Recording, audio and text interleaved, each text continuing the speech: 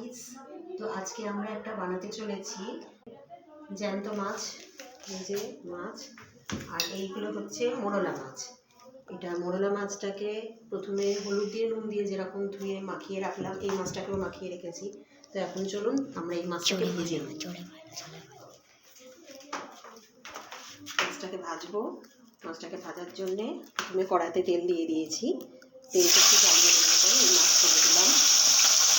মাছটা এখন ভাজা হবে।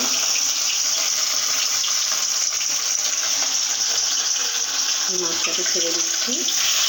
মাছটা এখন ভাজা হওয়ার পরে তারপরে মাছটা রান্না করা হবে। আর প্রেসারে আমি কচু আলু দিয়ে একটা সেদ্ধ করে রেখে দিয়েছি, ওইটা মাছের সঙ্গে করা হবে। তো দেখুন কীরকম হতে চলেছে। তো এরপর আবার ফিরে আসছি আমি।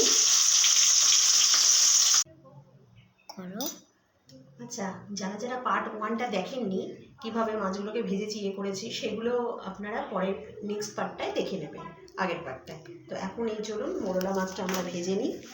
এটা ভাজার পরে তারপরে আমরা তরকারিটা করব মাছের। মাছটা ছেড়ে দিলাম।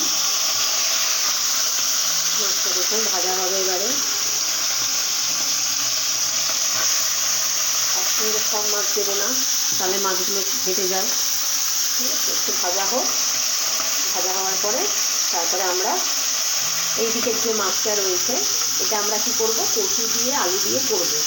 তো এর মধ্যে একটা মশলা আছে, সেই মশলাটা আমি দিয়েছি।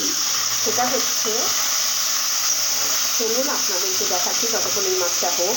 চলে আসুন।